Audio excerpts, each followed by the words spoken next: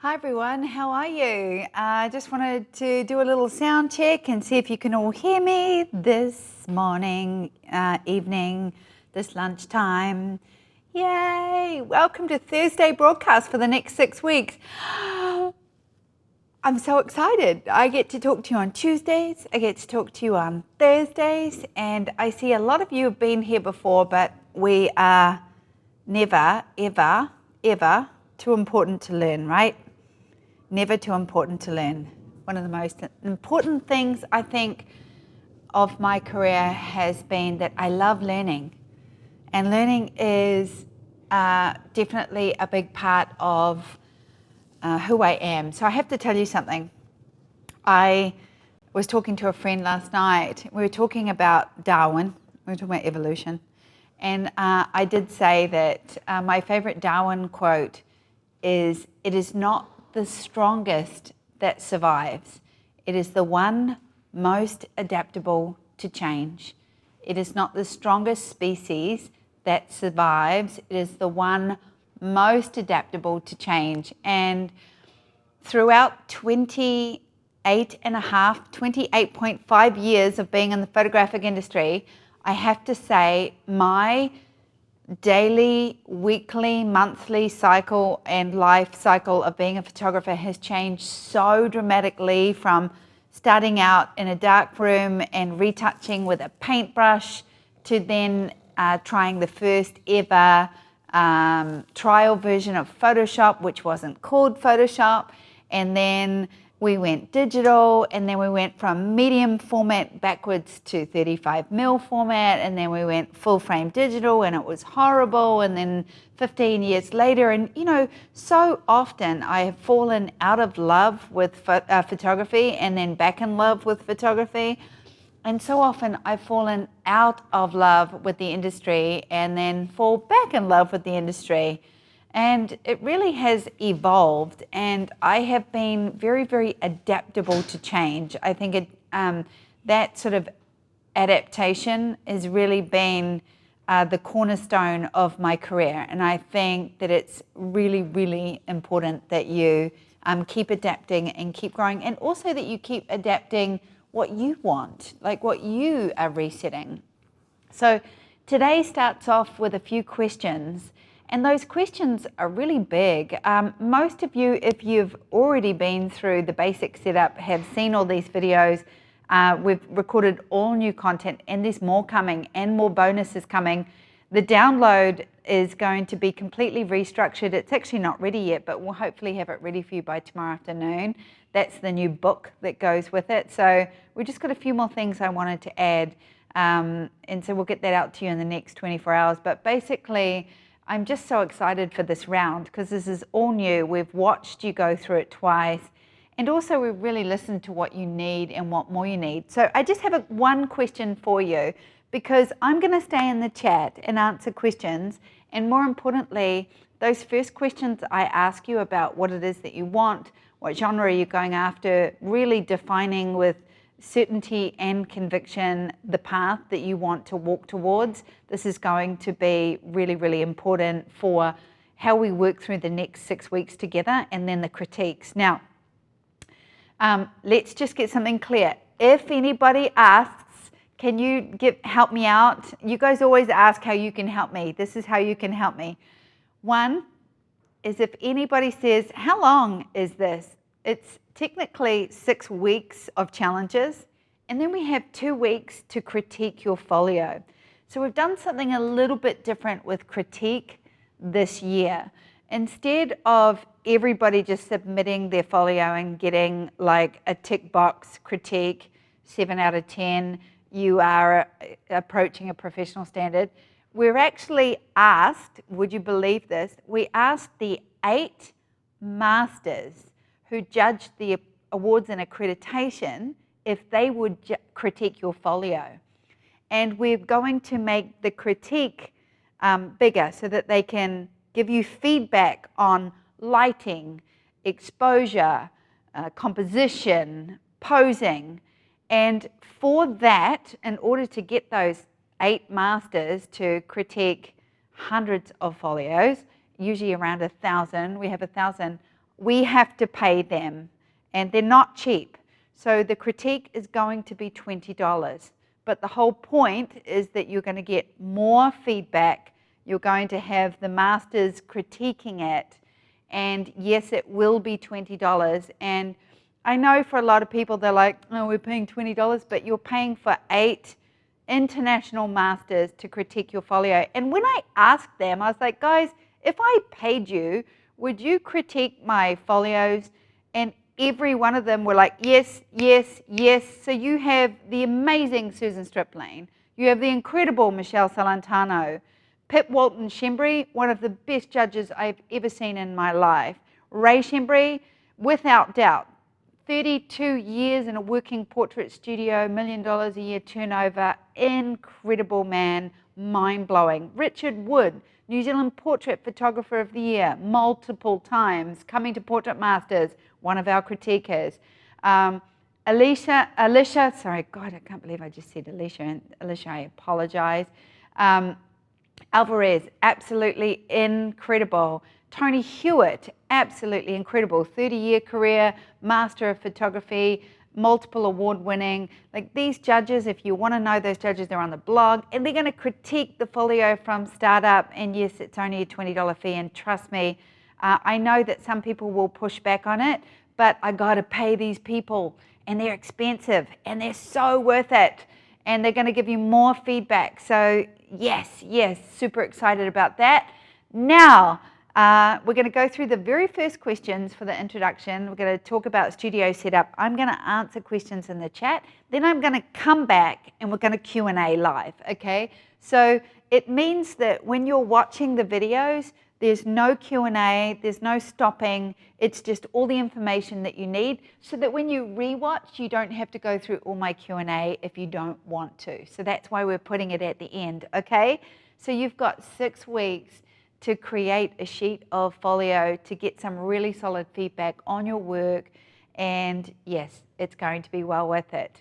Okay, so we'll come back after the video plays and we're going to Q&A those first few questions that I ask in the introduction around setting your intention, because they're very, very important to me. And of course, any questions that you have about the basic setup, you are welcome to ask. Now, also, I have one more question for you. I woke up this morning, I remember reading this about Mark Zuckerberg. Somebody asked Mark Zuckerberg if he was a workaholic, and he said, I only spend 40 to 60 hours a week in the office, but every waking hour, I think about how I can make the experience better for people on Facebook, or people at Facebook, on and at Facebook. So my job is to make Sue Bryce Education better for you guys. 24/7, that's what I think about. Early this morning I woke up and I thought, what happens when you're brand new and you're just starting out, you don't have a studio, you don't have a web presence, you don't have a social media presence, you're just building a folio from scratch.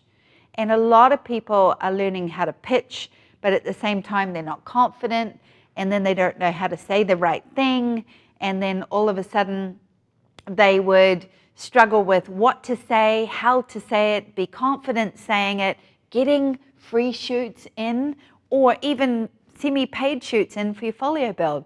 So would it help you if I created an online magazine, designed one for you this week, that basically says, hi, my name's Kate, you can insert your own photo and bio.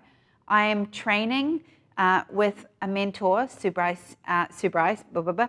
This is what her work looks like, and I create a beautiful like digital magazine that basically shows what you are learning and studying as a photographer to help people come in for free. Like you're actually using my work. It will be positioned as your training. It's optional. You don't have to use it, but if it helps you get free shoots in, it sort of explains why you're shooting in your lounge as opposed to in a working studio. Would that help? I thought it would.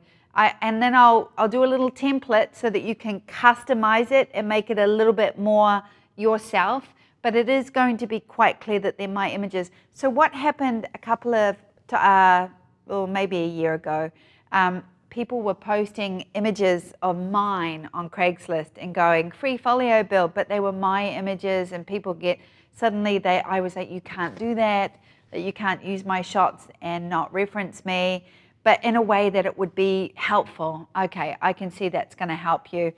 I am always open to feedback. And when it comes to, Sue, is this a good idea?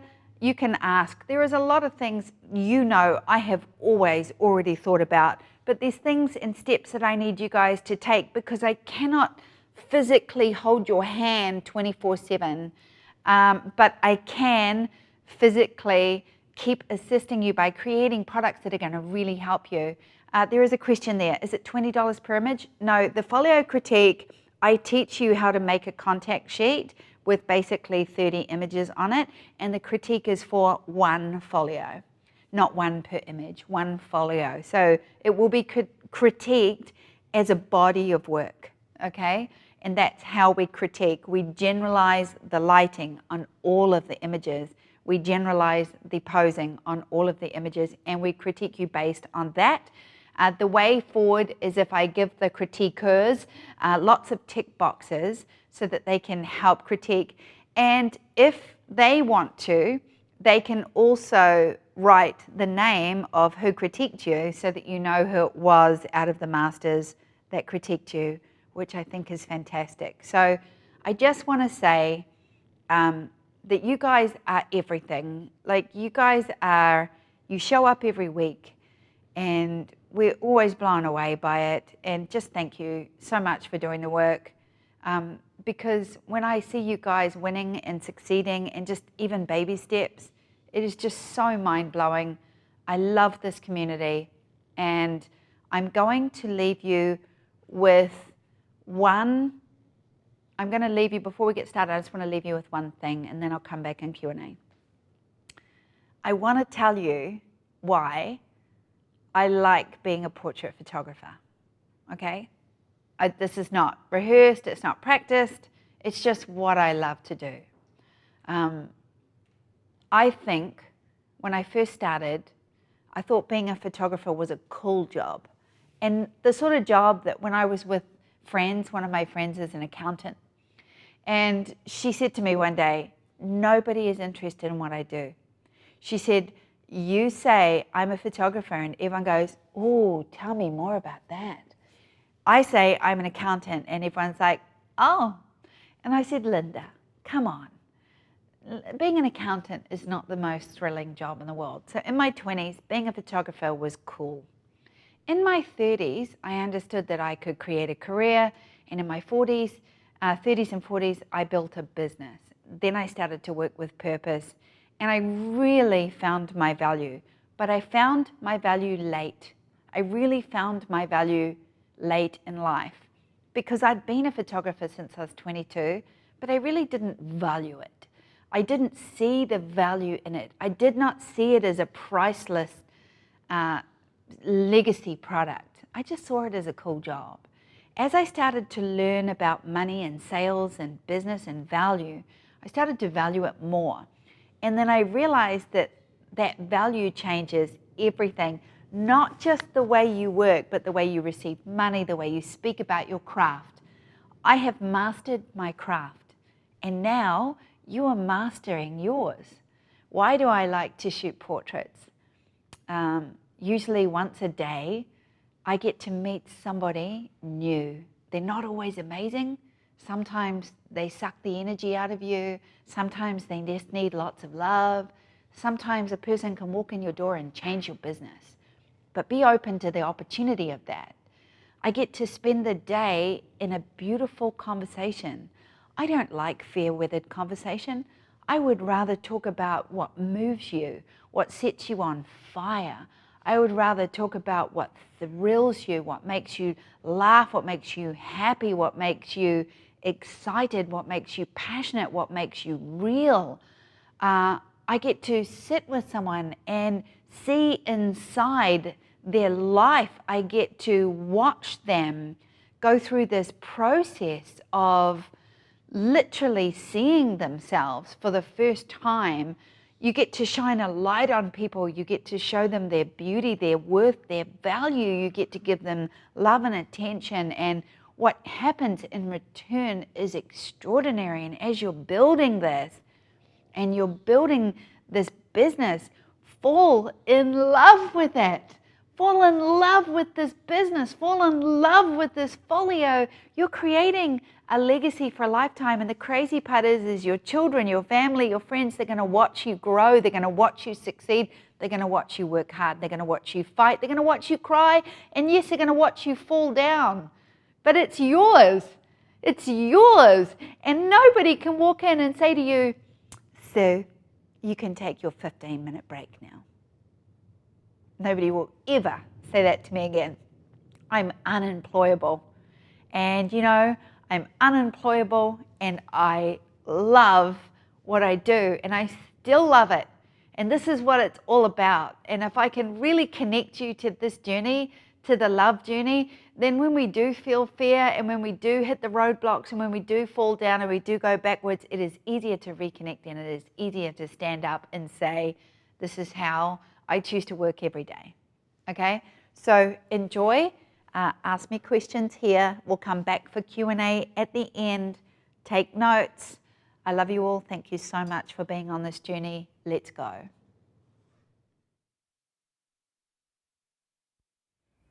Welcome to Build a Folio You Love. Okay guys, this is what it comes down to. 2001, I'd been a photographer for almost 14, 15 years and I really hated my job. I was photographing kids, families, pretty much anything, events. I wasn't specializing and I was really losing my faith in the industry and what I wanted to do. What I really wanted to do was create a glamorous brand. And I did. I figured at that time I was about to start my business. I had nothing to lose. I might as well just show exactly what I wanted to shoot. So I built a folio and a brand around just what my heart truly wanted to shoot. And everybody called me crazy. Everybody said, this is never going to work. You're not shooting weddings. You're not shooting families. You're not shooting babies. And I said, well, hang on. It doesn't mean I don't shoot weddings, events, families, and babies. I'm simply not going to show them. And what you show is what you attract. So the biggest lesson that I'm going to introduce you to is, what do you want? And the first page on this course is about setting your intention. Now this workshop series is about building a folio you love. And that's where we're going to focus. It's not about marketing yet. It's not about selling yet. It's not even about making money yet. And it's not about you getting out of the way of your own confidence, your own hurdles, your own fear, your own ownership and certainty and conviction of what you want. It's simply about coming back to basics and saying, what do I want? Now, back in 2001, I created a brand based on exactly what I want. In fact, the reason this workshop is called Build a Folio You Love is because this truly was the start and the path to my greatest purpose, which was, a lot of us believe that we can't shoot, just kids couture, or we can't shoot just newborn, or we can't shoot just glamour, or this will never work in my city, town, country. But the truth is, that is a lie and a limit that you have told yourself. I believe that when you truly love what you're shooting and selling, you will attract more, you will sell more, you will follow your path of true heart and purpose, and you will shoot and do exactly what you love the most. And that is more important than anybody else, what anybody else will tell you. So listen to this. When you talk to people and you say, I'm really interested in starting a glamour genre, if they say, oh, that'll never work in this town or this city, that's what people told me. And it wasn't the truth. They were simply telling me their limits.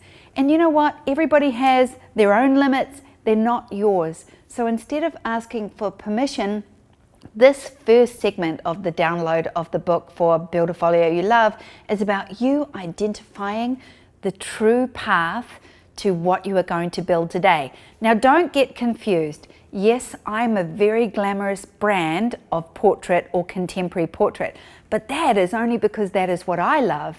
Let's say you want to be more lifestyle portrait, or more family portrait, or more children, or more seniors, or more boudoir, or more newborn. All of those are portrait genres.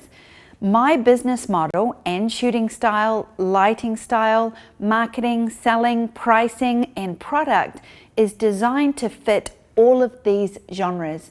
So just because my genre is very glamorous doesn't mean yours has to. That's why it's very important that you ask yourself these basic questions.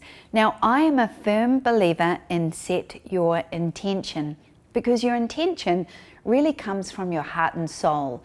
So much of what we want to create, and then how we create it, comes from that intention and energy we set within ourselves. I'm an ardent believer in the power of thought, visualization, and then action. But this is not a win lotto list, okay? This is a real, tangible, clearly defined goal list so that you can really dissect what you love, what you're most drawn to, and what you really want to create when you build your business brand. So whether you are starting out and you're a little bit confused about where you want to go, or maybe you're already shooting weddings and you want to introduce a new portrait brand into your studio, the question I'm going to ask first is, what drew you to my brand? What drew you to my style? Because when you start to list down all the reasons that you were drawn to my style, you're going to get a very clear indicator of what it was that you were drawn to, that you really love. Maybe it was the natural light, maybe it was the simplicity, maybe it was the beauty, maybe it was the fashion style, maybe it was the transformation, or just the contemporary nature of my work. Why you were drawn to my brand will help tell me what it is that you love and that you want to follow. I photograph families, I photograph babies, I photograph children, I photograph women, I photograph personal branding, as casual or as glamorous as my clients want to be. But my brand is predominantly glamorous and very beautiful. Transformation is my word. If you find your word, you will then find your voice and your purpose. And that is one of the strongest things you can do in this segment of growth, because this is when you're really building a folio that you're going to sell and attract with. Are you a photographer who wants to add contemporary or fashion style portraits to already existing brand? Maybe you want to upskill, maybe you're learning from the start, maybe you're already shooting in different areas, but you want to specialize. Now, I've heard that a lot. People talk about you can really become famous when you specialize, and yes, to a large degree you can. But one of the first things I will challenge you in the first 2 to 3 years of your business is when you get offered work that is not maybe the genre that you're walking towards, you really have to ask 2 important questions. Am I going to turn down income while I'm building my new brand in order to walk towards this new brand? Or should I shoot this on the side just to make money as I'm building my new brand? And honestly, you're the only one that can answer that. There were many times when I was building my business that I chose to take work that wasn't necessarily the work I wanted to do, but I knew that it would help me get paid and hustle while I was building the folio that I truly wanted to build. And if I was to go back, right back to the beginning now, I would do whatever it takes to build the brand that I have now, because that really is the secret to creating a business that you love. Now, all genres of portrait, from newborn to children to kids couture to seniors and teens to glamour to really contemporary family portraits, all types of shoots, all types of genres is what I teach. So if you are very drawn to 2 or 3 of these genres, that's the brand I want you to create for yourself. So what do you want will be the biggest question that I ask you. What do you dream of? Where does your mind wander when you think about what you could build for yourself over the next 2 to 3 years? What is your big picture goal? Write them down and readjust them. You can come back to this goal setting as many times as you want. You can also go to the SBE site and watch goal setting as a full segment just to help you build specifically what you want. When I was building my business, I had a quote in my office, by my bed, in my studio, in my car, everywhere I went, on my phone. It said, what we vividly imagine, most ardently desire, and enthusiastically act upon must inevitably come to pass. It's a Paul P. Sisson quote, and it's a beautiful quote that what we bring to our mind, what we visualize, what we see, what we want, what we desire, what we write down in our own writing, what we read back every single day over and over again is what we action, is what we walk towards, is what we attract and what we start to manifest. I really want you to start creating a big picture goal, whether that is becoming self-employed, building a business, building a bigger business, whatever scale you want. This is where you start creating this future. Can you see yourself as a working portrait photographer in the next 2 years, 5 years, 10 years, 25 years? I'm coming up to 29 years this year, and I truly never saw the longevity that I've created for myself until I was in my later 30s, and then I understood that this could be a purposeful career that I could spend the rest of my life making successful.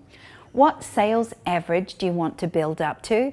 I want to get you to the $900 to $1,200 range as quickly as I can, and then I want to take you to the $1,800 to $2,500 range in your average sale as quickly as I can. From there, you can build up, or you can maintain a consistently high studio that's turning over wonderful average sales numbers.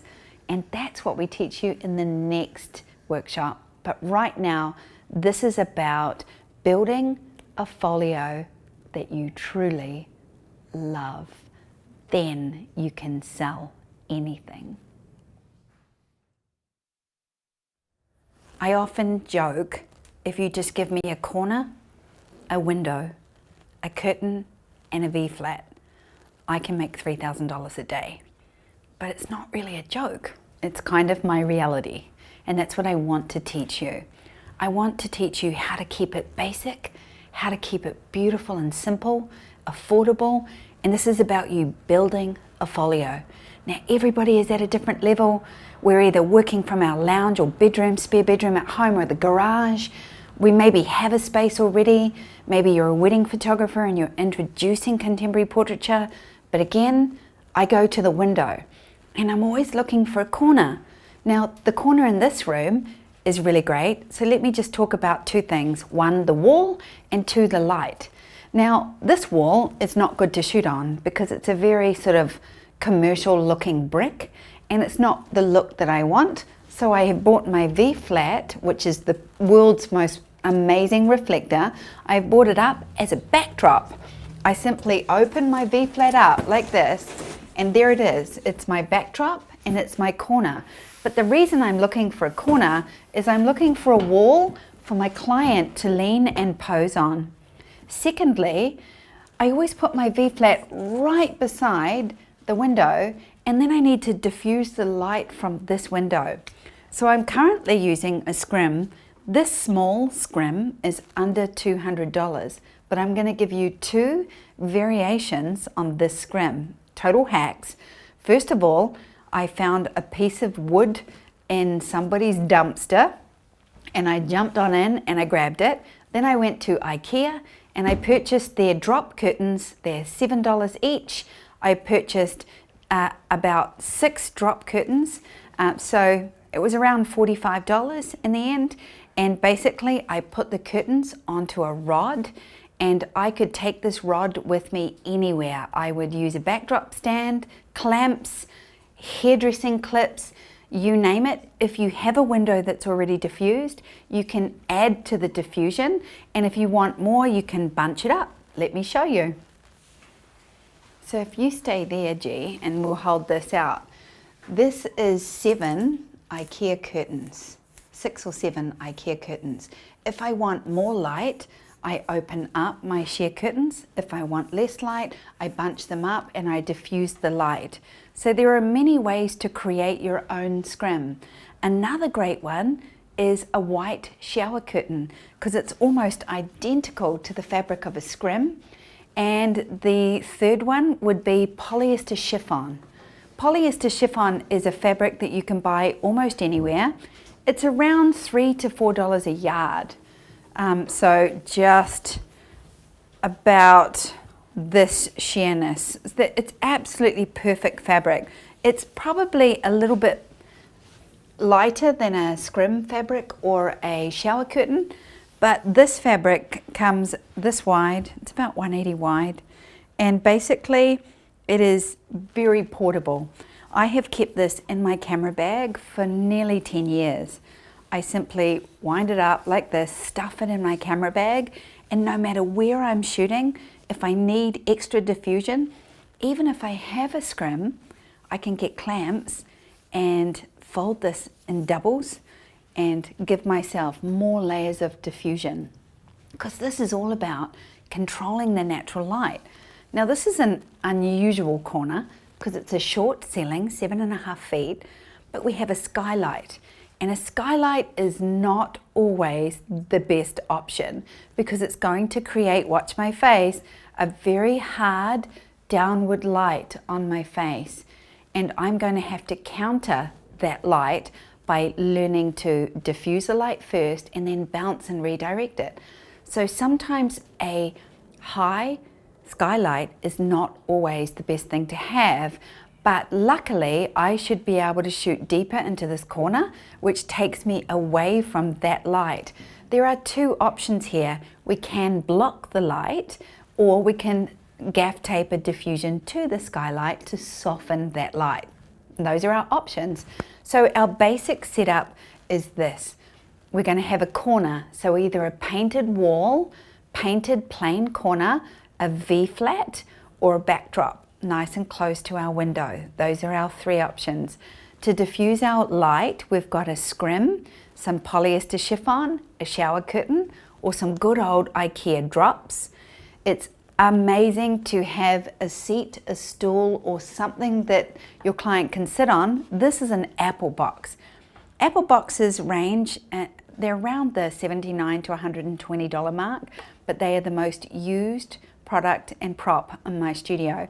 They can be shot upright in a sitting position, that way, and I have multiple uses for them. When you're ready to invest in apple boxes, that's going to be a goal for you. However, when you watch the props segment, you'll see I have a whole range of step stools from IKEA that are $19, and they work perfectly well also. The only other thing you need in your basic setup would be a reflector of some description. Now, if you're shooting the wall, then you can use this V-flat as your reflector. I received a package the other day with a frame in it, and in the packaging was this. This is polystyrene.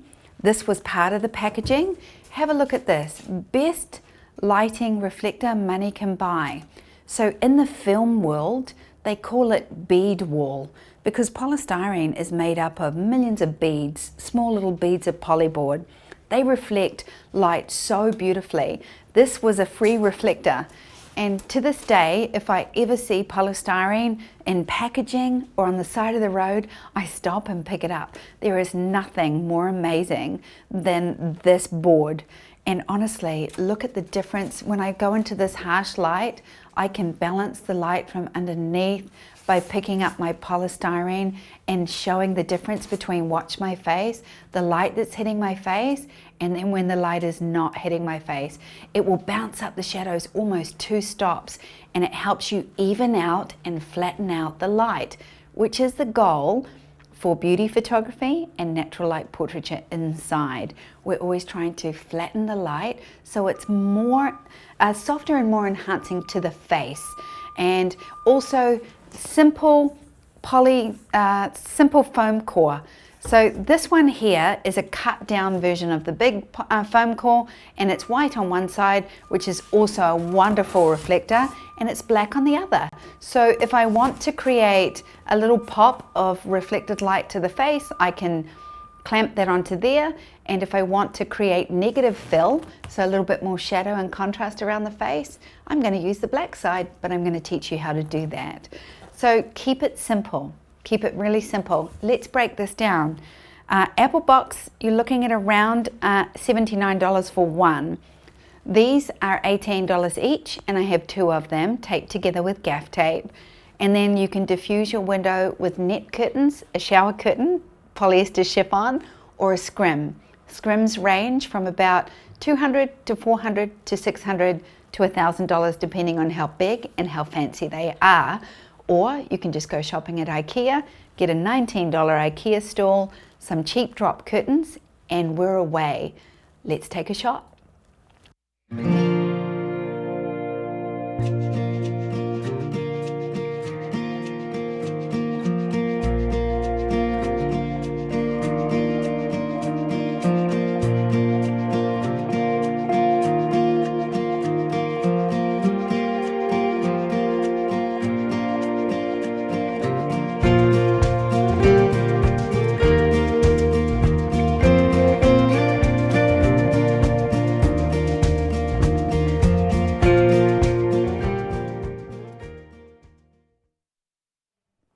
Let's talk about backdrops. There are so many amazing options to buy or DIY hack yourself. I've been in the situation where I've learned to hack just about everything in a startup business because we really want to control where we're spending our money. So I have a golden rule, and it says, is this going to make your ship go faster? And here it is. If you had a ship and you wanted to decorate the ship with red velvet cushions and it was going to cost you $3,000, but it doesn't make your ship go faster. It doesn't improve the quality of your experience for your clients. It just makes it look nicer. Then I put those things on the back burner. They're secondary. Right now, we really need to master this folio and master this craft, and we're doing it on a budget. Let's face it. So here's some great hacks. This beautiful canvas that you can see on my wall in the background is an Oliphant backdrop, hand painted by Sarah Oliphant in New York. All my career, I've dreamed of owning one of her backdrops. She paints backdrops for Mario Testino, for Peter Lindbergh, for Annie Leibovitz. She is one of the best backdrop painters in the world. She painted this beautiful charcoal backdrop for me, and I use it every single shoot. I also have it in gold and beautiful brown. It took me many years to be able to afford to have Oliphant backdrops, but I featured it into my budget, I saved for them, I purchased them. Now, Sarah Oliphant, oliphantstudios.com, you will love her work. Here's a couple of hacks to get you started if you love the painted backdrops. This one I painted myself. This one cost me around $45. I purchased a $19 canvas backdrop drop cloth from Amazon. Basically, it's a painter's drop cloth that they put down on the ground to paint, and I painted it with chalkboard paint. That also cost me around $19. And then I bought a roller and I rolled it, and this has been my actual backdrop in the studio for the last 3 years. It is highly functional, usable, and it looks very similar in color. So it's chalkboard paint, not chalk paint, chalkboard paint. It was $19. I rolled this backdrop and it is absolutely amazing. I like that it has lots of little personality now. I fold it, I roll it, I travel with it, because obviously I'm not going to travel with my large $2,000 Oliphant hand-painted backdrop that's going to stay on my wall. So this is a great hack, and you can watch a video on how to paint your own. You can also purchase cheaper backdrops, so let me show you a few alternatives that are out there in the market that I really love. This is one of the cheapest backdrops I have in the studio. This is Upholstery Velvet. Don't get confused with Crush Velvet. Crushed velvet has a pattern, and basically it moves when you touch it. Upholstery velvet is very short haired and it doesn't have a light thread when you touch it. I purchased this fabric for $3 a yard on Amazon. So as you can see, the fabric is only this wide and it's 3 yards long times 2. So I purchased 6 yards at $3 each. So that was $18, and then I sewed it down the middle so I had a big wide backdrop. Now, a cheap backdrop, yes, let's talk about the good and the bad. One, it is the densest black you can buy when you get the upholstery velvet, so it tends to just, everything's gone. If they frame in on me right now, you'll see that I'm really like I'm on a green screen. It's so black, it just absorbs all light, and it doesn't pick up much overhead light or much bounce of light. Even though I have a hair light coming down onto my hair, you'll see the backdrop is not picking it up. It's very matte and it's very black. So it can actually hinder you, as also it can be your friend.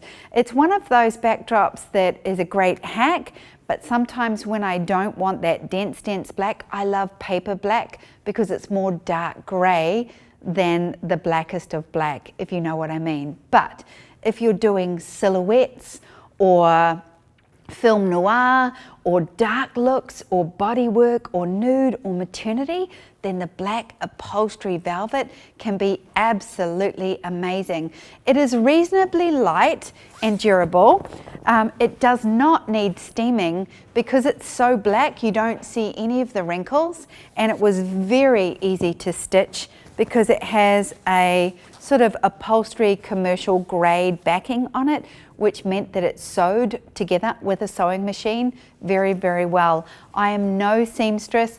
My sewing machine cost $69 from Michael's. So I literally bought a cheap sewing machine. I sewed up the center. Then I have this amazing, large, dense black backdrop for $20. These backdrop stands I buy cheap on Amazon. They range from about $30 to $70. Even my smaller hand-painted canvas drops are absolutely fine. Just know the heavier the drop, the more they bow in the center, and make sure you're getting good camera clamps or backdrop clamps because they make a world of difference keeping your backdrops nice and straight. When I purchased this, I realized I should have purchased a few more yards, so I went back and purchased 2 more yards. And what I did was, when I have a box or a posing box or an ottoman, I can cover the posing box with the smaller one and it hides the prop on the black backdrop. It's a really great tip. So if you're going to buy 6 yards and stitch them together like I did, try and buy 7 or 8 so you have a little off-cut piece that you can drape over your props to completely hide them. But you don't want to hide too much of your prop because it will look like your client is floating if you don't light them in a way that is more silhouetted or broad lit. You're going to find yourself obsessing about V-flats and poly boards, where to get them, how to paint them, how to transport them, where to store them, where to stand them up, how to keep them. It really will drive you crazy. But don't forget, the most amazing answer for most people is a paper seamless. This is exactly the same color as a black V-flat. And the whole point of the paper seamless is that they are so affordable. They range from about $60 to about $130 depending on how big you get them and how wide you get them. You can get smaller ones that fit into your space better. And when you damage them, when you stand on them, when you make them dirty, you roll them down and you cut them off. So they don't have the longevity that a, say, canvas or fabric backdrop has, but they certainly are more affordable. And I love the dark grays, the mid grays, and the black because they are so versatile to shoot on. And a little tip for you, when you're shooting into your back corner or into a corner of your painted wall or house, obviously you can't move the backdrop stands right into the corner. You can literally cut these off and gaff tape them to the wall and make a corner out of the corner of your studio by your window. It works absolutely perfectly. I've done it myself. It's a great hack. Please try it. Oh, let's look at more backdrops because there's so many cool options. I started working with a company called Seamless Photo, seamlessphoto.com, and they created this beautiful gold backdrop for you guys. It is very affordable. So this one is on their canvas. You'll see that they have a canvas muslin set. Basically, it was the cheap version of my original Oliphant, which is here. And we really felt that a lot of people couldn't paint their own backdrops. This is one of my favorite colors. So the Seamless Photo backdrop, the link is in your downloadable book, is a great backdrop. It's not nearly as hardy. It's a little bit see-through. So it is the cheap version of the canvas. This is one of my most used backdrops, and it brings up a really good point about size. 6 by 8 feet is a perfect backdrop when you're shooting one person or two people. It's very hard to go full length if you just have a 6 by 8 because obviously it just touches the floor, and if you have a tall client you can get very close to the top of the frame. The ultimate size for me would be 8 by 12 feet. But again, a lot of you are just starting out, you're shooting in your lounge or a small studio space, you have to work with what you've got. Here are two great options. Oliphant Custom Paint all of their canvas backdrops, any color you want. You can call them and talk to them about them. They also rent them. So good tax deduction if you want to rent one, do some shoots and have a different color. Also test what color you're going to love the most. This is a Seamless Photo, and it was designed basically from our original Oliphant, and it's a great backdrop. Also, I love this. I keep this one up on my stand. If I want to do a little bit more flow or full length, I put my Seamless Photo on the ground and I have a continuous floor wall backdrop. Remember, I've been in the studio since 1992. So when I first walked into the studio, we had these 4 by 8 feet V's made with polystyrene called V flats. That's in our industry what we call them. We take 2 large pieces of polystyrene or foam core, we gaff tape them down the middle, black gaff tape on the black side, white gaff tape on the white side. Now, they can be difficult to source at this size and also with the dual tone, black on one side, white on the other. But there are lots of places around the world you can source them from. These are from EVS in LA, and I've also purchased from Uline all around the States. I've purchased polyboards in Australia, New Zealand and London, but you may need to go to a large Home Depot and look for the 4 by 8 feet insulation polystyrene sheets. Now, let me talk to you about why they're so incredible. Number one, you can create entire backdrop corners. They are the best reflectors money can buy, and a lot of people when they start photography, they go out and they get the traditional gold and silver reflector. Now, this is a particularly good gold and silver reflector because it has a shoot-through component where you can remove the centerpiece and literally shoot through it, meaning that the light is bouncing back to your client both ways. However, I have never really endorsed gold or silver reflectors. If you have one, you can use them. I prefer the most basic hack, which is either a foam core piece or polystyrene. Yes, this is the one that I got from packaging, and if I ever see packaging anywhere, I grab hold of them. This is the best reflector money can buy. And when my big boards get damaged and they get used and stood on and lain on and they're just really damaged, I cut them down and use them as closed face reflectors like these, you can clamp that to a light stand or a music stand, and you've got a really great reflector that you can move around. Now, how I use the V-flats and poly boards is I can create negative fill with the black, and I can create reflected light with the white, and in natural light and strobe light, they're absolutely incredible. When I shoot into the corner, I'll shoot into the black corner and I'll have my second white V-flat literally wrapped around for the most beautiful reflected light that's capturing the light from the window and bouncing it back to my client.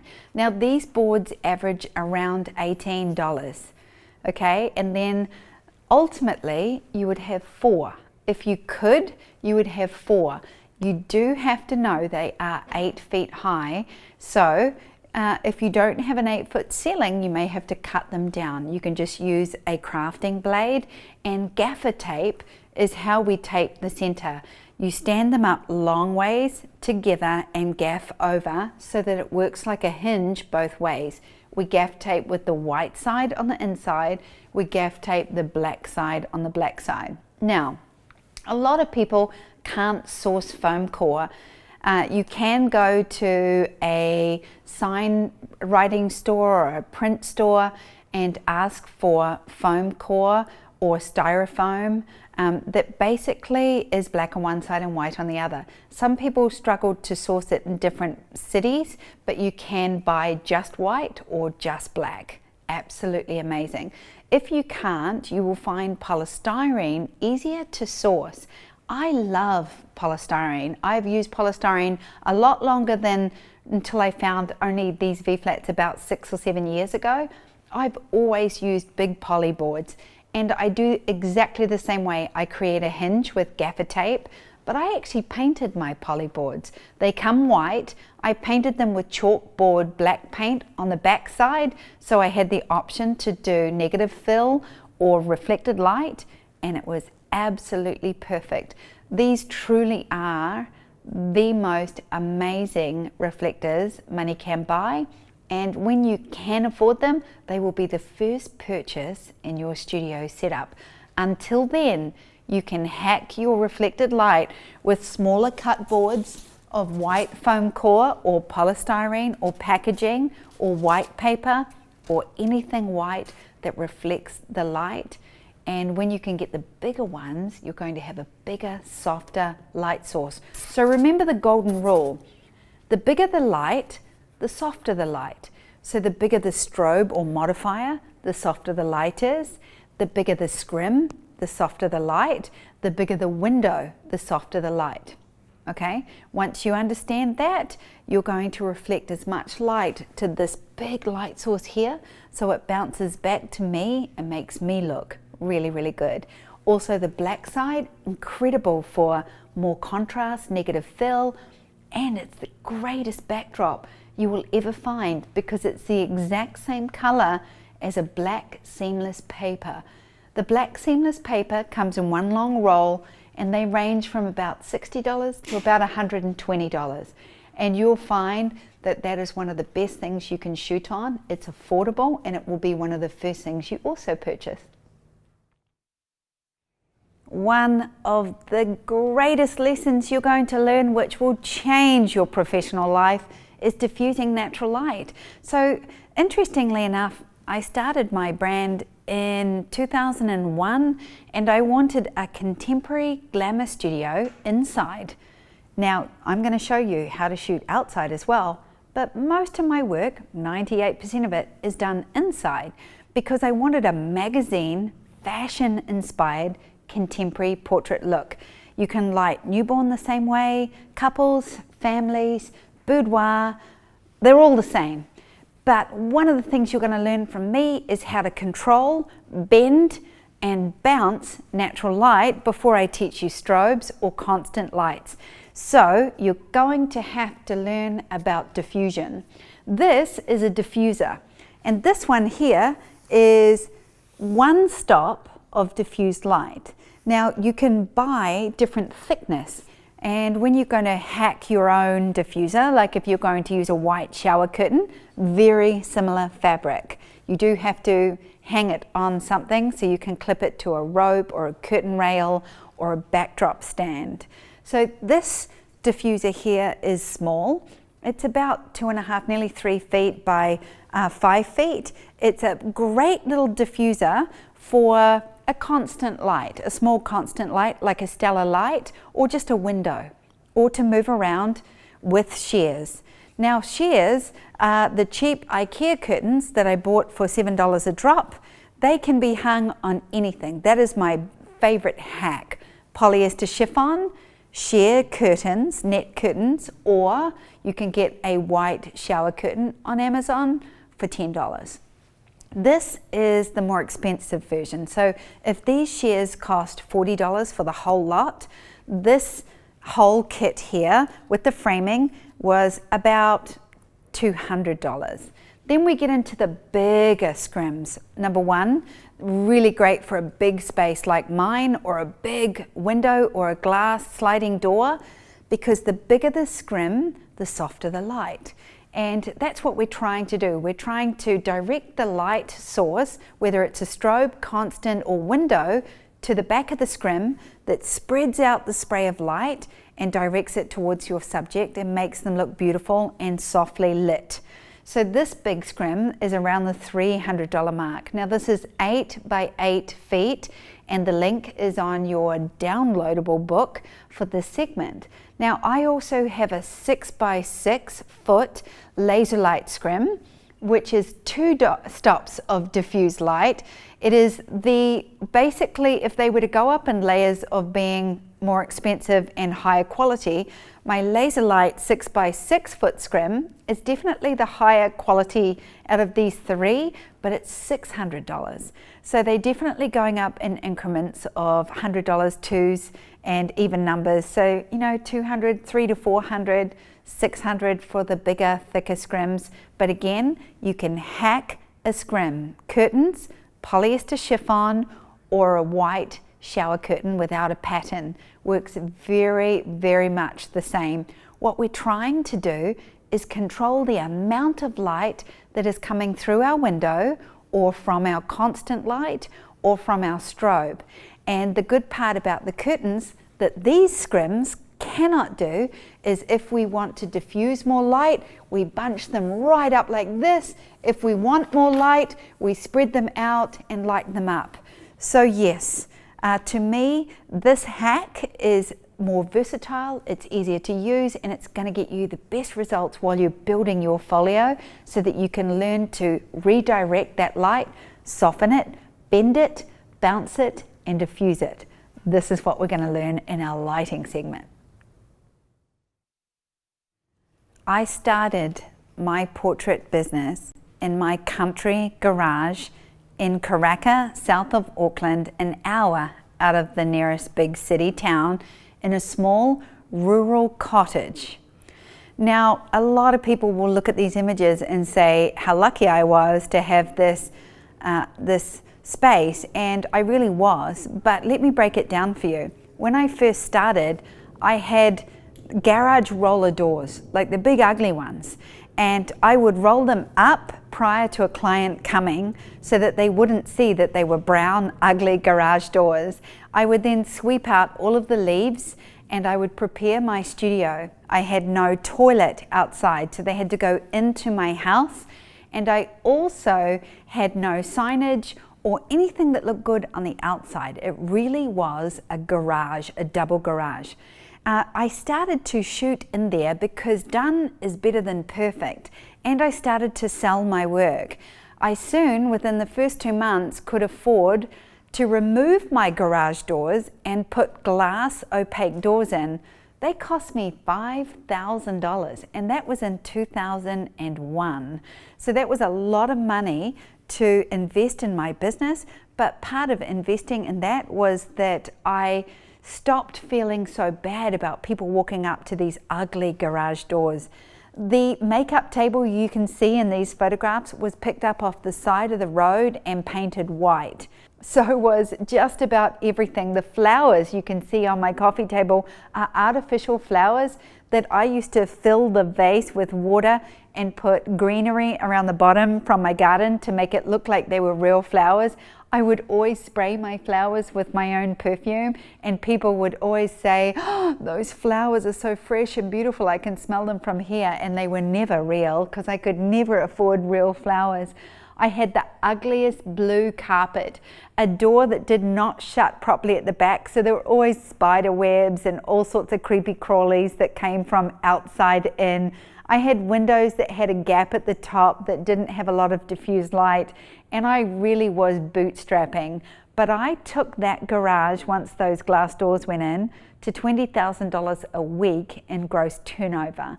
I soon could afford a toilet, and then I put a toilet in which doubled as a dressing room.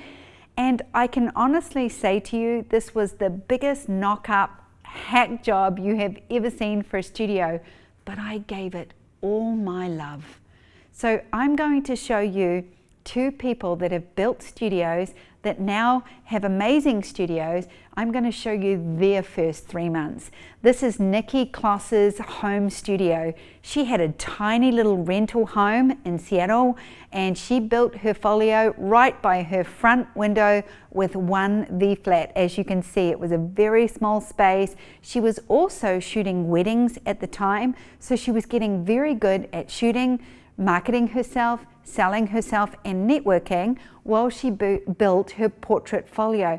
By the time she built her portrait folio, she had managed to find a little studio space to rent that was $400 a month, and she made that little space work until she got into her next bigger space. The irony is Nikki has downgraded her space back to a small space, and she's now operating 2 studios, one in Seattle, one in Michigan, with an average sale of $1,800 per shoot. And this year, her 3rd year, she has now incorporated an associate photographer in her 2nd studio. Nikki is now making money while she sleeps because her associate photographer is shooting when she is not there. Now, Bethany is one of our mentors. Also, Bethany has a studio in Fargo. Bethany's studio is in a beautiful commercial space with shop frontage. But before she got that space, Bethany built her Folio in the lounge of her house. And as you can see, this is Bethany's setup. It's her lounge. She would move her couch around. She would move everything out.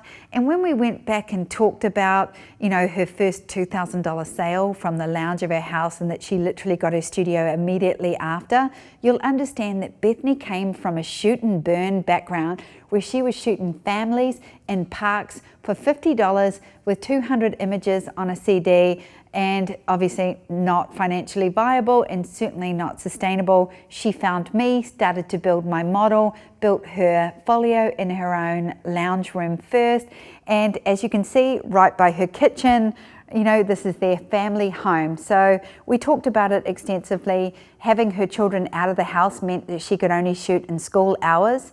Having to clean your house is one of those things, and I like to say it like this: you can do more cleaning in the 20 minutes before your in-laws walk in than you can on a whole day dedicated to cleaning your studio. Making sure that your pets and your children are away from your clients is probably the best advice I could give you. You know, at the end of the day, you want to give your clients the most amazing service and attention that you can. Don't get too caught up in the fact that you're doing this at home. Most of our Folio building is done with friends and friends of friends. You can explain that your Folio building, majority of the time you're not charging because you simply want to build up a Folio and start mastering your craft. And you can do this close to a window with diffused light in your lounge room, in your spare bedroom, outside, or in your garage. Or you can rent space per day or half a day, share the rental with other people, look for commercial properties. There is always a way. In fact, at Sue Bryce Education, our hashtag is find a way. There is always an opportunity to make this work, and the home studio is definitely the first place to start to practice. A lot of people feel very bad about their home studio, like, is it good enough? What if people are judging? People are coming into my home. And honestly, once you start giving people lots of love and attention, you photograph them, you show them the results, they soon forget about where they are and they experience what they are feeling and what they are experiencing, and you'll soon learn that that is one of the most powerful energies you can give anybody. That's what makes clients for life. This is definitely one of the most desirable sections of my studio. This is my wardrobe. Actually, that's not true. This is about 1/5 of my wardrobe. I've been collecting wardrobe for the last 8 years, and part of the experience when you are photographed by me is that you get styled by me. Now, This is something I really need to hit home. A lot of people who have just found my brand believe that you have to build a studio wardrobe. And the answer to that is no, you do not. Now listen, this is very, very important. The wardrobe is definitely a bonus once you have built your folio and you've started to make money and collect pieces so that we can budget to allow for you to purchase. So much of my wardrobe is done in or shopped for in vintage stores, secondhand stores. Basically, I'm always looking for dress hacks, cheap deals, and online. Now, before you go crazy, you can go to SBE and you can watch the consultation and the wardrobe videos. That is how you coach people to bring in the right clothes to photograph when you do not have a wardrobe. Now, for 20 years, I worked in a studio that produced $500 to $1 million in gross revenue a year without a single piece of wardrobe. It was only in about 2006 when a client showed up to a shoot with a black t-shirt and jeans that I thought, oh dear. I instantly went inside because I was working from my garage. I went inside and I grabbed some pieces of clothing that I owned and I styled her with a silk scarf and I made it into a top 3 different ways that I sold to her 20 images. And had I not done that, she would possibly not have bought 20 images in a black t-shirt and jeans. I realized that there were basic fundamental pieces I could put in my studio: a white t-shirt, a black turtleneck, a black silk scarf or infinity scarf or dress that I could make into a neck piece, shoulder piece, strapless top, halter neck, and then I had all of these options. So before you start going crazy and blowing your budget on pretty dresses, this is not the place to start. You know, the wardrobe section is one of those sections that most people get excited about until they find out that Sue says you're not to buy anything. You've got to coach your clients to bring in the right clothes. If you go to the full consultation video, you can show people the sort of styling and clothing that they need to bring in so that they can purchase, rent, borrow, and then they're going to come in with all the right things to wear. You'll also be very surprised that so many dresses that you think are super amazing and frilly and have lots of detail, you know, sometimes the more simple the dress, the better the photograph can look. You will love, in my wardrobe selection on SBE, you will love the video that has links to $9 to $15 basic dresses on Amazon that absolutely rock and look incredible. Download the styling guide so that you can help educate your clients to bring in the right things so that your clients show up with the right clothes. The more effort that they put into what they wear, the better the shoot looks at the end. It is that simple. Don't be afraid to say it. You are going to learn one of the biggest lessons in business when you start going down the consultation path, and that is how to speak, connect, sell to, and educate your client before they even meet you. Then they are connected to you, they are excited about the shoot, they are definitely invested, they show up, they enjoy their experience, they get to wear fabulous clothes, they get beautiful photographs, and it all starts from there. So it's a big learning curve, wardrobe, consultation, but it's something we can start now in this folio building stage so that your folio images look amazing. I think one of the hardest things to accept is that you're going to get overwhelmed by what to buy and all the things you think you have to buy. So let's talk about basic props, because you're going to be pleasantly surprised here. I've got a collection of props that I have here in the studio. I'm going to walk you through them. The reason we use apple boxes so much is they can be layered in so many different ways. So we can do a lot of our staggered poses, we can pose multiple people, we can stand on them. They're strong and they're so versatile. They're also pricey. So they can range from about $70 to $120, but they're pretty indestructible. We've had them for many years. You can see here, I have a natural wood for my gold backdrop. This one I painted with chalk paint myself. This I painted with white chalk paint myself because I wanted the option of shooting on my white backdrop or backlight, natural, and then on my darker drops. So I did that myself. Then I went to IKEA and I found that they do a step ladder in natural white and black, exactly the same as 2 apple boxes. Not quite as versatile, but definitely strong and around the $19 mark. So you can still do your staggered poses with one leg up because it has this little step here, but you don't have a lot of versatility of doing multiple people and multiple poses like you do with the apple boxes. But for $19, you can buy it in 3 different colors and it'll absolutely blow your mind. Now, I used to make my own boxes before I discovered that apple boxes were a thing. I used to make my own boxes, and here's one of my original boxes. I made this myself. I went to a Home Depot and I asked them to cut me 6 sides that all fitted together as a cube. I went home, I nailed them, I plastered the little nail hole, I painted this myself. I made this box around 10 years ago, and it's sturdy and it's easy to use. And if you have a friend or a family member that's handy and that can work and do stuff like this, they can make you boxes in multiple sizes. What I love about this is if I'm photographing, you know, different groups of people, I can stack and build my boxes, stagger up poses and groups, and to look for triangles and all sorts of cool angles. And they're also super sturdy. They are just a little bit cumbersome in the studio in the sense that they take up space, but everybody sits on them and puts things on them. Kids love standing on them for photo shoots, so they're really good to have solid, good boxes that you can see. Now, I always have an ottoman, or I get a blow-up airbed. My queen size blow-up airbed packs down to a small 4 by 4. It goes into a closet and it doesn't take up space.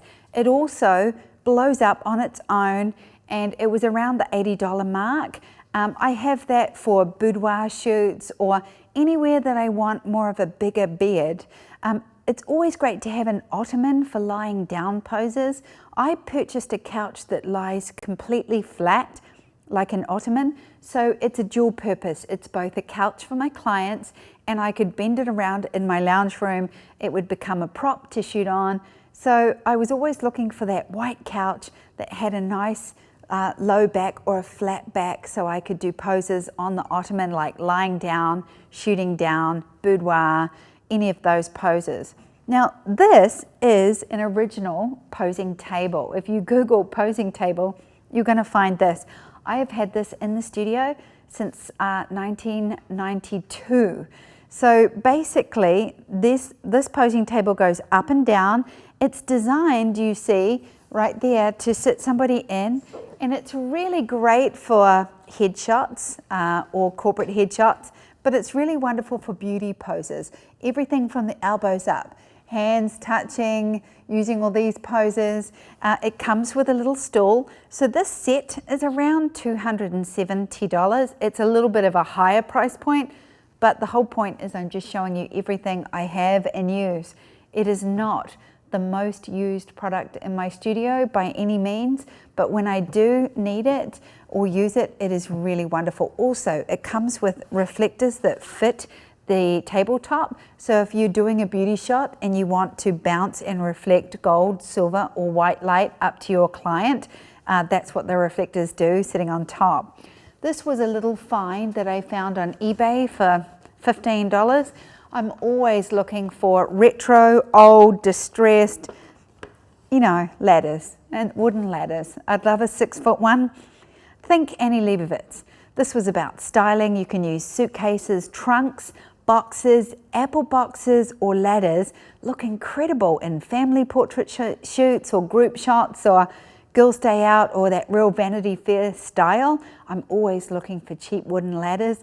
But if you made me pick one thing from here, so if you said take one thing that you can do an entire shoot with, I would take that right there. $19 from IKEA, comes in black, natural, or white. If you told me I could have 2 things from here, I would take 2 apple boxes. They are so versatile and I could use them over and over again. I would sacrifice an ottoman and shoot on the floor. Just make sure you have a sheet or a duvet or a rug or a blanket that you can lay down so your clients aren't just lying on a dirty floor. Think about how it feels for them to lie down, and you can still do all the beauty poses and leaning poses on 2 apple boxes, no differently than a $300 posing table. Remember, I made that white box down there for $30 as opposed to $100 for apple boxes, but a full set of apple boxes is around $120, and you will get 4 smaller apple boxes. They're like a babushka doll. They stack inside each other, you pull them out, and they are super versatile. So the apple box is where you want to go in the end, but for now, IKEA will be enough to get you started. I can teach you about 100 poses on this chair. Let's do it. How cool is that? We are back. I'm open for questions. If you guys want to chat, if you want to ask me anything, you can ask me now. Of course, you can always tag me in the members only group if you need to, or anything comes up after the fact. Just sitting there watching that made me feel super excited for all of you. I know that a lot of you have a lot of that stuff, but now it's really just a matter of taking the steps towards doing it. It covers just about every hack known to man, and honestly, if there's something that you want to see me hack, or if you, Sue, have you ever hacked this? Then I probably have at some stage. My gosh, I've done some pretty epic hacks in my building my business. Richard, the downloading workbook is actually not ready today. It was my fault. I missed something and I actually didn't get my changes in time.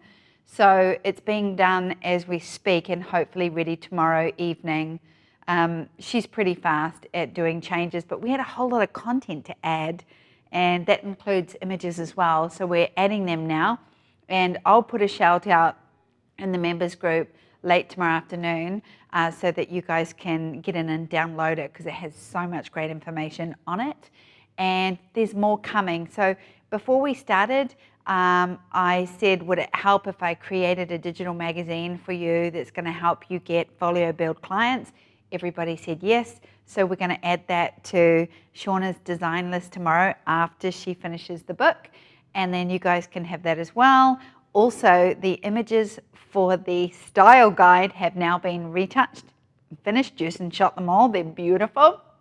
So we're designing the new style guide now. So the 2 bonus videos that'll come over the next 6 weeks will be getting free Folio builds or getting people to pay you during Folio builds. And the second one will be how to educate people to bring the right clothes into their shoot. So they're bonus videos that belong to this workshop. Super awesome. All right. Any questions for me? Is Gator foam the same as foam core? Yes, it's just different countries, Alexandros. It's quite weird. In New Zealand and Australia, we call it Gator foam. In America, we call it foam core. Exactly the same thing. Although Gator foam sometimes has a shinier, waxier outer layer, but it doesn't matter. It's just harder to cut. You just need a sharp crafting blade and snap it, or a bit of a karate chop. That's what I like to do. Can someone build a folio using kit lenses? Oh, girlfriend, not only did I build a folio using a kit lens, I built $1 million business with a 24-105 kit lens. It is a L series lens, the 24-105. It's a f4.0, nice and slow. However, I built $1 million business on that, and in the second year of my business, when we got up to about $680,000 in turnover, I bought a second 20D and a second kit lens. So I didn't even upgrade my lens until 2009. So I started my business in 2001, and in 2009 I bought my first prime lens, which I still have. Woohoo! Okay, your present Facebook presence is not great. What if your present Facebook presence is not great?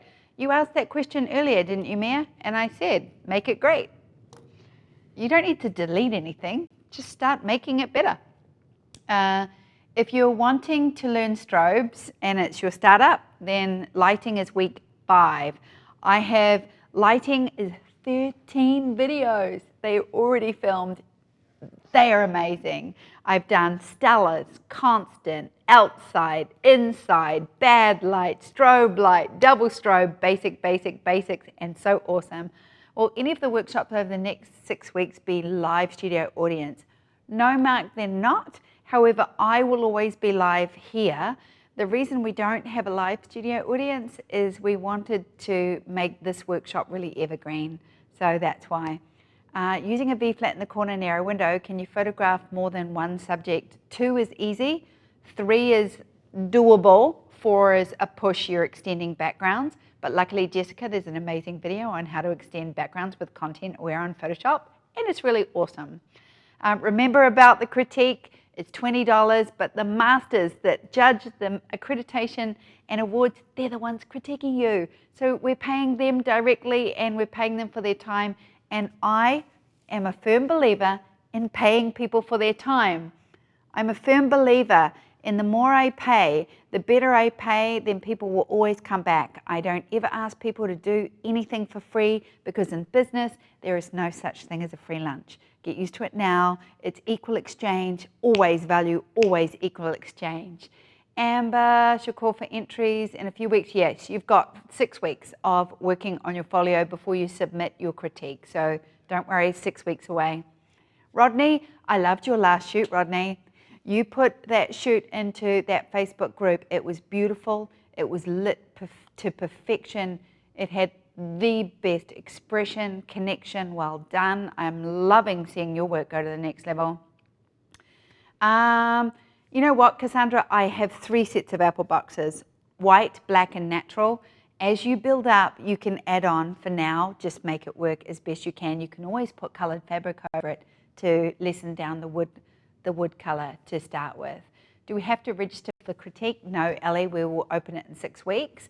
Can we include images we've already taken in our folio for the critique? Sally, absolutely you can.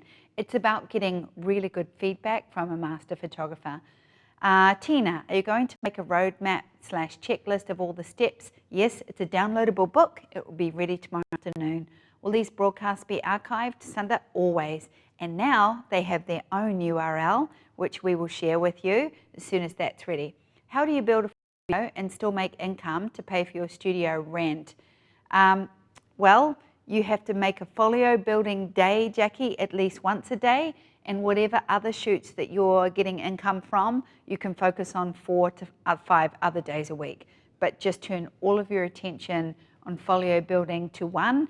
And I'm assuming if you already have a studio, then you're already shooting and selling another genre, which means you're already making income. So changing into a new genre is only a matter of doing free shoots and getting 30 images to start showing.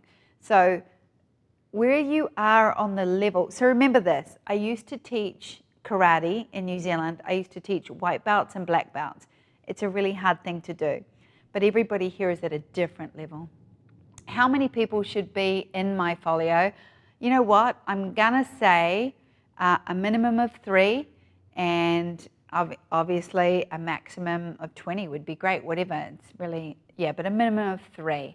Do you think the white sheets will bounce enough light? No, they don't, because they're thin and they don't actually bounce enough light at all. A white shower curtain is better and it is just a better consistency of fabric. Do you need studio stands for seamless paper rolls? Quite the opposite. Canvas is heavy, seamless are lighter. Flat black or natural apple box, which do you prioritize first? They come natural. The only reason I have a flat black, Rachel, is because I painted it myself. Can you use free vouchers for folio building so the value isn't free? 100%. You're only to use that language, Thomas. So there is a really great video on our site called 5 Ways to Use Vouchers, where I clearly reiterate how to say each one so that you're getting the right language with value and pricing, but it's still free, but we don't say free. Sue, what was in your reference covering dark, rough cut lumber on my wall? What was in reference to covering dark, rough cut lumber on my wall? Drea, explain more. Sorry, I'm confused. Becca, what do you put on the floor with V-flats? Nothing. I don't shoot the floor. Jenny, a painter's backdrop unpainted, cool or not? If you like it, try it.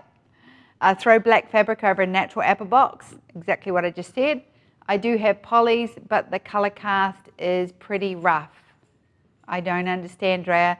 Oh, the color cast from the timber? Yes, you either need another polyboard and just cover it, or hang some seamless paper over it, or paint it, or hang a curtain, or do what you can for the color cast. Is there a 16-week group? No, Katrina, we have members only. You can speak to me and tag me in members only anytime you want. If I don't answer, it's because I'm eating dinner with friends or I'm sleeping. Every other time I'll get to you.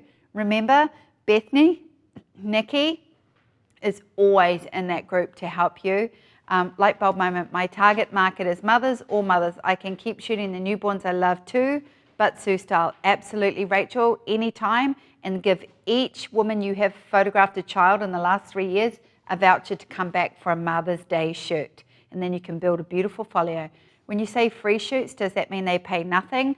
Go and watch the video, 5 ways to use vouchers. It will blow your mind. Okay, makeup. Louise, week 3 is how to work with hair and makeup. That's going to blow your mind because boy, have we got some beautiful videos coming in the makeup section, including a brand new makeup guide with multiple skin tones. Yes. How many images in your folio? I would say 30 to 50 or 30 to 60, Epsilon. David, I know you teach show what you sell, but when folio bidding, do you think it's important to show photos that look like the same genre? Well, that's what I just talked about, David, when I said, can I make you maybe a marketing book or a magazine with some of my images in it to help educate the clients that you're trying to attract? You can always template them out for your own as you start taking them, which is a really good idea. So that's definitely on my gift list for you guys. All right. Free shoot gift vouchers is in there. Thanks. Chalk paint, it has to be, I don't really like chalk paint. I like chalkboard paint for the black, but the white chalk paint, I just get matte white. Louise, the main problem I have is to believe in myself, self-confidence. I always say I'm not good enough. How do you solve this in startup? By just doing it. You've got to get better. You literally are starting from nothing. You are at nothing, so you can't expect to be brilliant. And that's why most of us don't try. It's because we're more worried that we don't want to be bad at the start. But Louise, all I can say to you is watch the confidence workshop. It's about turning all of your energy into giving instead of receiving, and it will blow your mind how different that energy is. What do I think of swivel stools? They do move a lot, Matthew, but they are handy because people can transition really easily into flow posing. How do you shoot in a garage with no windows? Well, you buy lights, Rachel, or you're going to not do very well, or roll your garage door up. The chalkboard paint has a sheen that shows up in random streaks. Don't use chalkboard paint then. Didn't for me. I love the idea, but wouldn't people expect such a level of pictures seen in magazine? Not everyone in there will reach that top level. Do you mean showing my images, Katia? What type of paint for, all I'm asking, saying is if I create a beautiful marketing magazine to say I'm studying with this mentor, this is the style of work I am learning, it's about you learning it. It's not about you saying I can produce what she's producing. It's about getting clients for folio building. I have a studio suite where I do hair and I'm renting a small office for my studio space. Is it too much to have travel clients travel to spaces for hair, makeup and shooting? Yeah, Desiree, I definitely prefer one space. Just clarifying, do you show your folio or your actual products? Because people are buying wall art or albums. They buy both. wall art and albums cam. So when they're in my studio, I show them my Folio boxes and wall art because I have images all over the wall.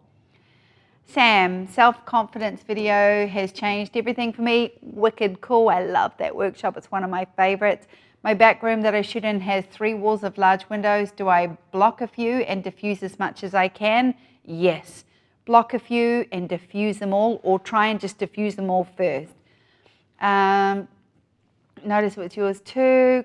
Not the dimpling. The dimpling is because I have mine mostly on the floor and people walk all over it, and I love it. I want it to look more distressed. Is there more on finding your true passion, what you really want to shoot in? Marie, only you can tell me that. I can't tell you that. You know that. Everybody says, I don't know what I want. That is the biggest BS I've ever called in my life. Everybody knows what they want. Everybody's mind wanders and dreams, and I want this, and I want what she has, and I want what he has. You know what you want. You either don't know how to get it, don't know how to articulate it, or don't believe you're worth it. You sit down and work a dream list for me. For the ottoman or futon, would you recommend only white or light grey? April, how long is a piece of string? Up to you. The reason I chose white is because I like white on white. I like white on backlight. Grey was a meh for me. However, now I have a nice mid-tone grey paper seamless and a mid-tone grey V-wall, which I love. So I still wouldn't buy a grey ottoman. I would use my white on the grey. And of course, I also now have a black piece of fabric that I put over the white ottoman for when I'm on the darker backdrop. So you could just get whatever colour and have a piece of fabric that goes over. Favorite aperture, 2.8 to 5.6, but that's going to come up in basics next week. I used the search for 5 ways to use vouchers and nothing came up. Let me go and find that for you. Try a Google search. A Google search will probably work better than our search engine because our search engine is still being loaded in so many 5 ways to use vouchers. So many. How do you educate people who do not value photography as artwork? Astrid, first you need to educate yourself. Because when you value it, it changes the energy in which you attract people who value it. And as soon as I started valuing it, I stopped attracting people that didn't value it. If anything, it's a mirror and a reflection of your core belief. So if you're struggling a little bit with, am I valuable or will people pay for this? It's going to show up right here. What's the name of the wallpaper you use on V-Flats? Wallpaper. The wallpaper I use is Anaglypta. Now, Anaglypta is like a textured, rubbery texture that you can paint. Anaglypta, A-N-A-G-L-Y-P-T-A, Anaglypta. Can you hack backlight using strobe or constant light? Nadia, wait till the lighting segment's going to blow your mind. My soon-to-be studio has a white aluminum ceiling about 8 feet high. Will it reflect back? Possibly, yes. Go and take a photo of it, put it in the group and show us. Am I still considered specializing if we shoot maternity, newborns and babysitter sessions? I would assume you are specializing in portrait like I do. So if I share images from a shoot, would you look at them and give me feedback? Kerry, no, because that would be unfair to the other 7,000 people in this group that would expect that I do the same. However, if you wait till the end of this startup and you pay $20 to get a critique, yes, you will. Having a downloadable PDF of Sue, your portraits magazine, would be more beneficial to me. I will get onto that now. What is your minimum recommended size for a small studio? Honestly, Louise, I just need a corner and a really great window. Nikki started in 300 square feet. I've always had a double garage, and I've never really been smaller, although I've shot in hotel rooms. I've shot in apartments. I'll shoot anywhere. I'll shoot anywhere I need to, absolutely anywhere. Yeah, it works. 12 by 16 room, awesome. All right, no more questions. I'm gonna love you and leave you. Thank you all so much for joining me this week. I can't wait to watch you grow over the next 6 weeks. I can't wait to see your critiques come rolling in. Thank you so much. Follow this link if you want to see the videos come live every week. This is a marathon, not a sprint.